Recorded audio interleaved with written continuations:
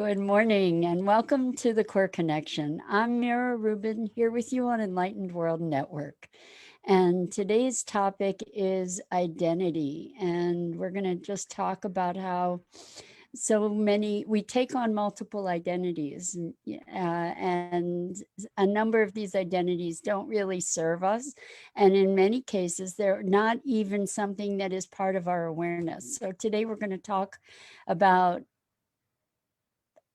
identifying our identities and also how how we can actually be conscious in our choices about the identities that we take on and how that can positively impact our lives. But before we do that, let's just get settled in and take a minute or two to take a deep breath in through your nose.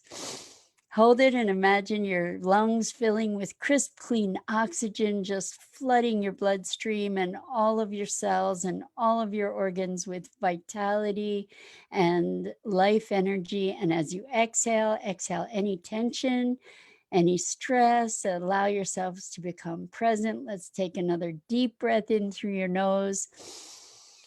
Hold it, and this time imagine sparkling white light just coursing through your body and into every molecule, every electron, lighting you up from the inside out. And as all those molecules connect with the world, allow yourself to expand into that connection and exhale any tension, any stress. And now let's just gently press our palms together, softly, softly, softly. Rub your fingers against your palms and allow the tickling and the tingling in your fingers and your palms to bring you present right here, right now. Welcome, welcome, welcome. So, identity.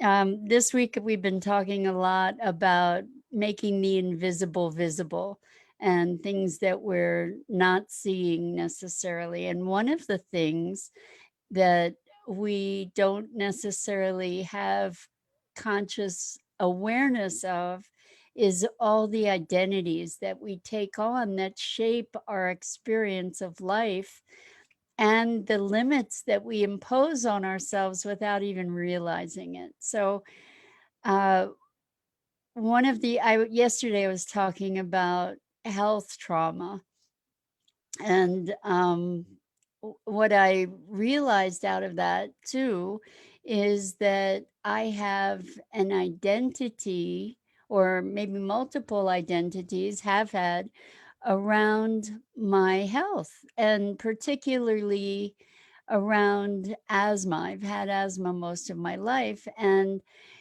the way that we speak these things, or I've had the symptoms that people call asthma most of my life. And so when we look at identity, particularly around health or around weight or around, well, so many things, we will say things like, I am asthmatic, I am diabetic, like as an identity. And the truth is that those are symptoms that we have, those are conditions that we have, or that we experience. These are experiences that we have. They're not who we are. And so when people say things like, I'm 300 pounds, or I'm I'm fat, it's like that's an identity. And it's not that you are 300 pounds, it's that your body weighs 300 pounds. It's not that you are fat as an identity, it is that your body has more weight in it on it than you desire, perhaps.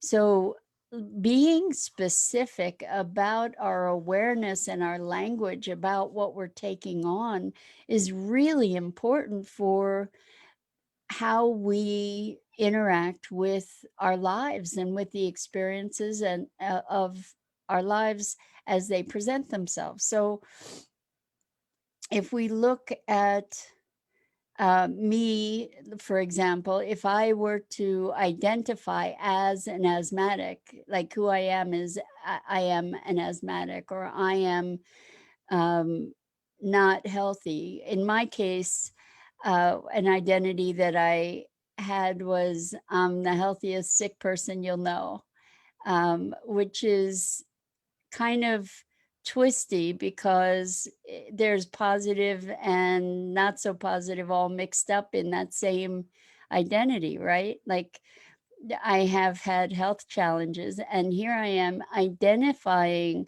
with these health challenges. And by identifying with those health challenges or having them as part of an identity, what I do is I limit myself and or have limited in the past limited myself and my possibilities and my opportunities. And I think it's really interesting. I had a conversation with a family member a while ago who was talking about another family member who has extreme health issues. And they were saying that this person had come to terms with their lives, come to terms with their limitations.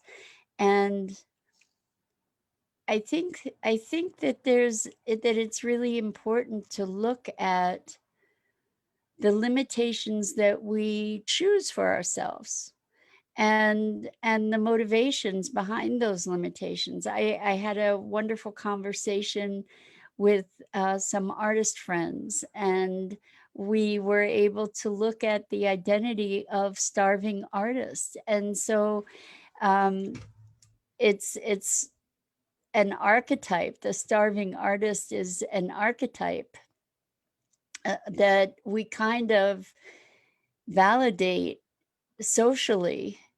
And when a person who is producing magnificent creative works identifies as a starving artist because because of the social stereotype, what kind of constraints are they creating for themselves through that? You want to look at, if I imagine myself as a starving artist, I cannot succeed. I cannot find myself in a financially comfortable place because I'm a starving artist. And what else about a starving artist? I'm going to be creating suffering and struggle for myself because that's who I am. If I'm a starving artist, then obviously I need to be struggling. And this was actually a revelation for me. I've spoken about this before, but it's just so powerful.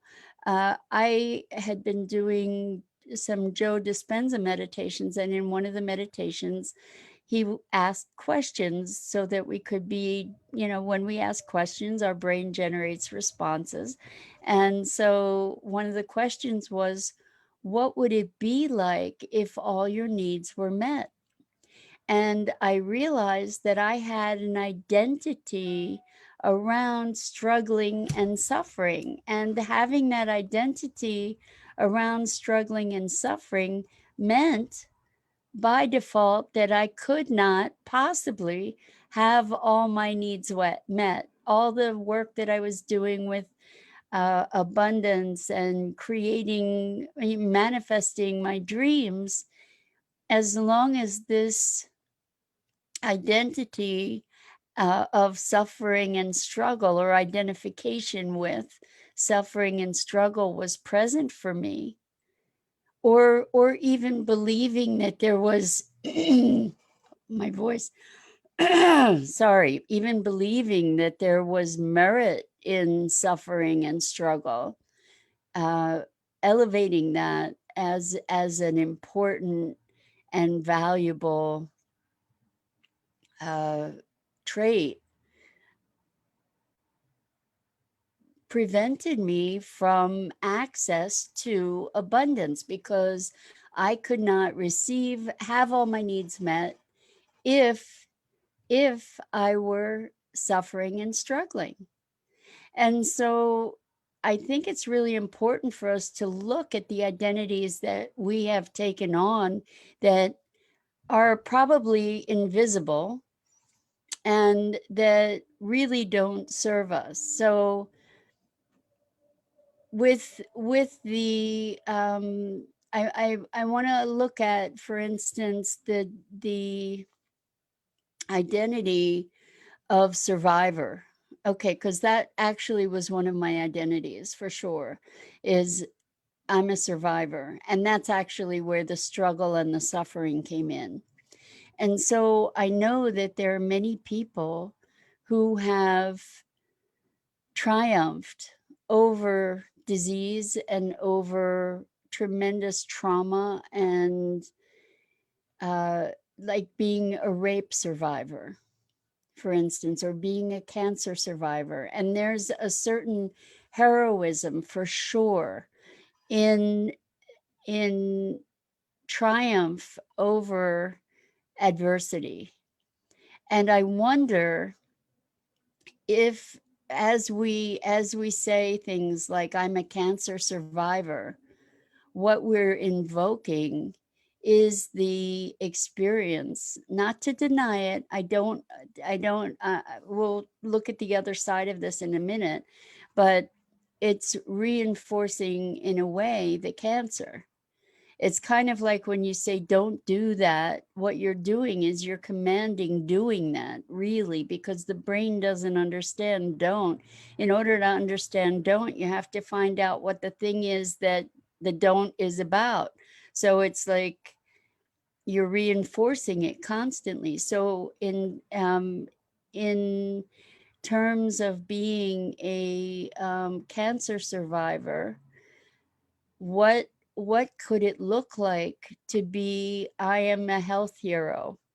You know, the words have a lot of power to them. And how about if in the identification we identify with something that is empowering in terms of moving us into the experiences that we desire? So I'm a health hero, perhaps, or I I am I am strong and independent. I am a powerful woman, for instance, in response to the being a rape survivor, because there is tremendous strength and heroism in overcoming these adversities, and I'm wondering if these certain identities, like identifying for me, um, for instance, to say that I have, that I'm a survivor of medical abuse, for instance, if I took on that identity, then I maintain my identity as a victim. So Hope says, I love that. Good morning. Hello, Hope. I know it's not morning for you, and welcome. I'm really glad you're here. And she says, I love that. I'm a health hero. Yes, because what we want to do is to celebrate our triumph, right? And not to reinforce our our challenge, you know, to not to be invoking the challenge, but to be invoking the celebration and the triumph. And these identities are really important because we we use them as a lens for our experience. And if I and I did for a long time in my life identify with being a victim, then I am creating a hierarchy where I'm less powerful than the victimizer. Do you understand? And so what if I invoke my power and my strength without having um, to continue the dynamic of for me it was of the victim experience. So I choose for myself to invoke my strength, invoke my sovereignty, my autonomy, my independence, my creativity, and so feel into these different identities, because so many of us, I don't imagine that there are any of us who have not experienced trauma of one sort or another. When we allow that trauma to define us as a trauma rather than triumph, then then I think we kind of keep ourselves bound to it in a way that keeps the victimization sort of perpetuating. So Danette says, yes, the victim mentality I keep seeing with people, including myself. It's something I'm changing. So congratulations for that, Danette. And the thing about the victim experience, again speaking from personal experience, is the experience of powerlessness, the experience of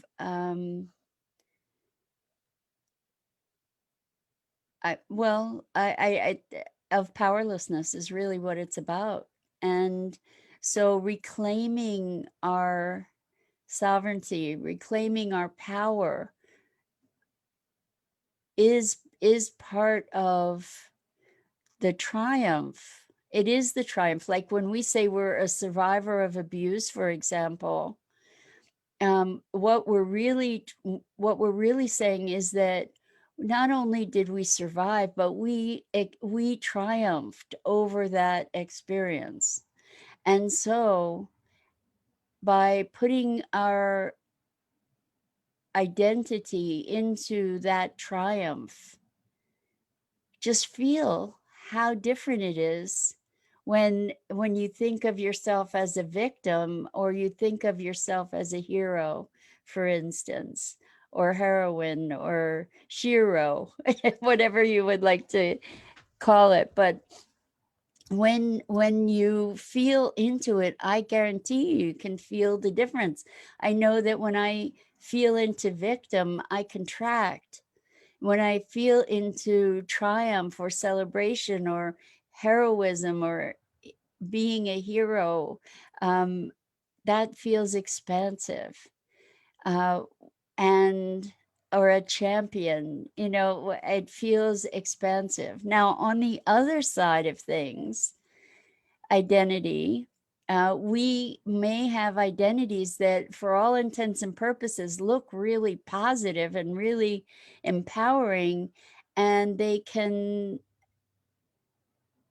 also be something that is doing brutality to us. For example, and I've spoken about this before too, but I have a number of clients who are high performers, and so with an identity, for example, of I am a high achiever, that can be empowering in a lot of ways, and it can also be a really brutal taskmaster. So if I am a high achiever, do I have room to stumble as I try new things? Because as a high achiever, I'm required, as part of that identity, to do things well. no matter what. And to have a definition of oneself that goes in the way of I am always a high achiever. The always is the hammer. The always is the thing that will destroy us, because if I'm always a high achiever, I have no room for failure. And the way that we learn is through failing forward, really. Like, think of a little kid who's learning how to walk. They have many, many instances of quote unquote failing to walk as they're learning to walk, right? We don't expect, oh, well, as adults, unfortunately, many times we do expect to be able to do everything perfectly right out of the gate.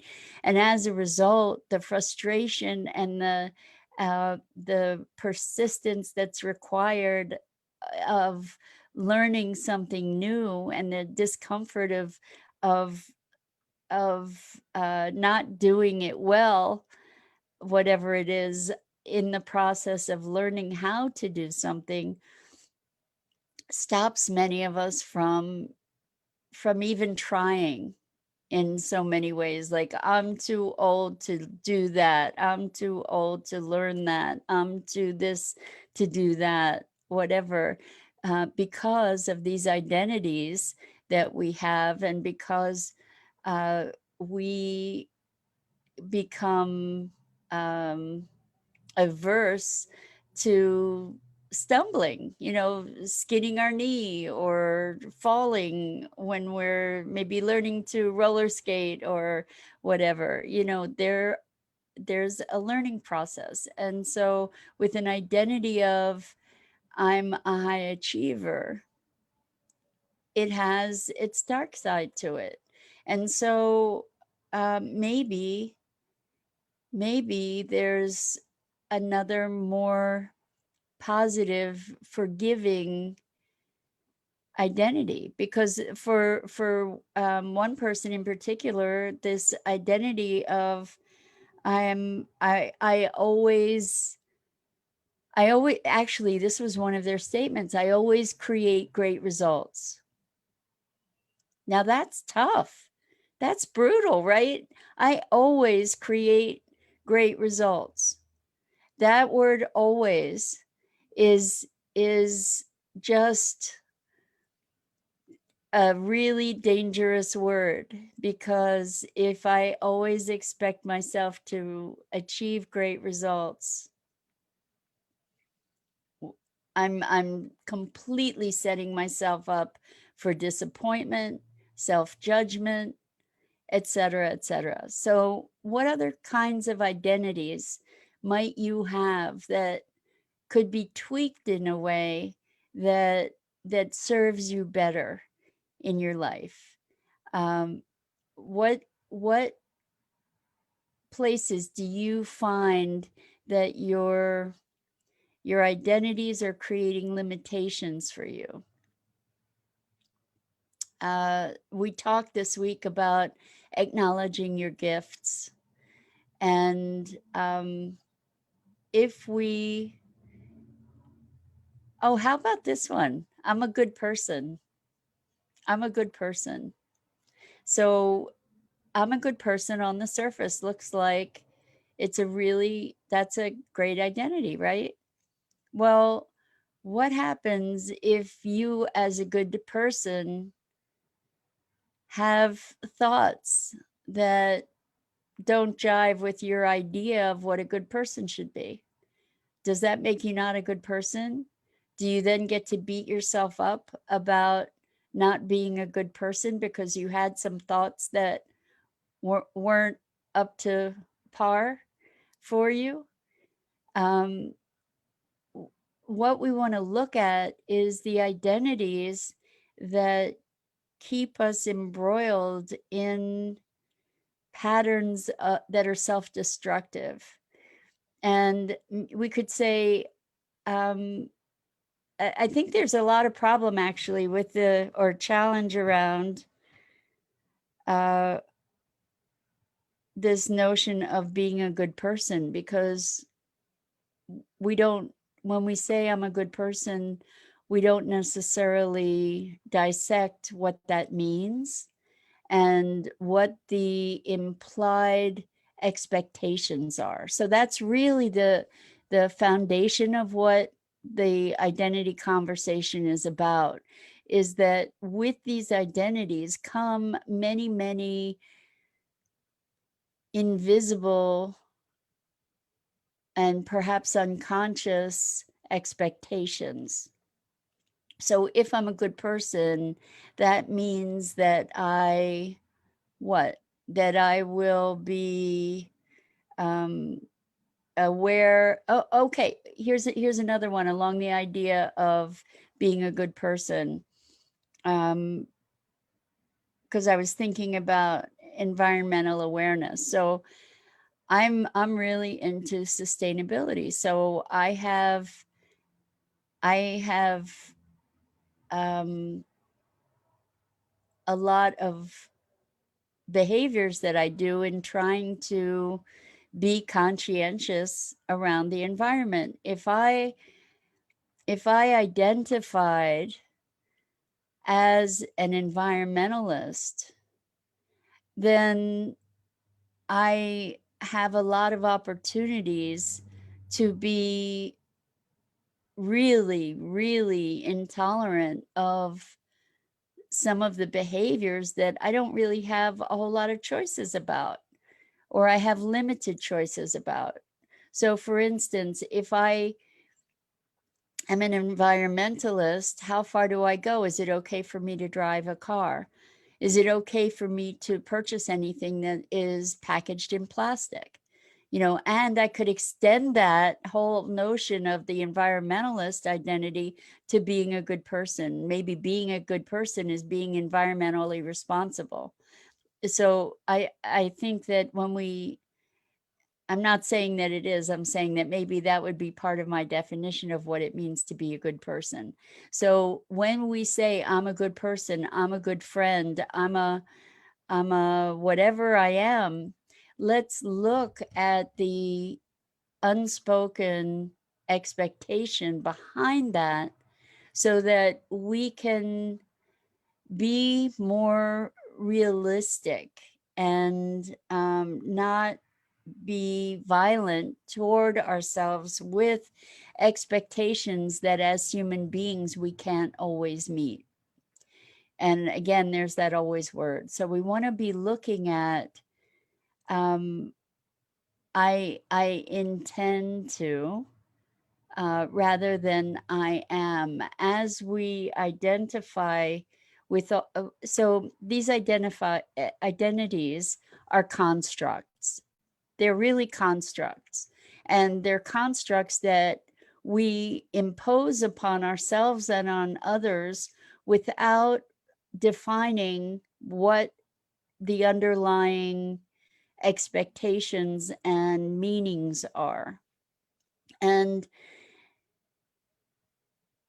looking at those expectations and meanings head on will enable us to become more free of these constructs. In other words, releasing these identities to be able to be more present to just living and expressing our authentic selves. So, for me, one of my greatest values is freedom. I mean, that's what leads me into the exploration of consciousness. It's what leads me in the it is my primary value, freedom. And when I speak freedom, for me what that means is freedom of mind, freedom of heart, freedom of soul. And that means for me also freedom from boxes, and identities are boxes. Like, we are so much more than all these identities. when we experience ourselves as an identity, we're putting ourselves in a box. And the truth is that we have a multitude of these identities that we identify with, and those are the boxes of our own choosing, consciously or otherwise. As we are able to free ourselves from those identities, we have greater permission then to be, and to be responsive to life and to our experiences. And so I invite you to look at the kinds of identities that you've taken on, and to look at where they expand you and where they restrict you, and whether they serve you or not, and to perhaps recreate those identities in ways, if you want to hold on to identities, if you're inclined, if you need to be identifying with certain things or ideas or um, experiences, then at least redefine those identities in ways that can serve you better. And I think that's it. I think that's it. So I love spending this time with you. I'm so grateful to you to be sharing these conversations, sharing in these musings. And I'm Mira Rubin. I'm here on the Core Connection on weekday mornings at 9 a.m. Eastern. Good morning, Carolyn. Welcome, welcome. I'm so glad to have you here. And I hope that you guys will check out the other awesome programming on the Enlightened World Facebook page. And I hope you'll join me again. I really, really appreciate this engagement with you, and sending lots and lots of love. Till next time.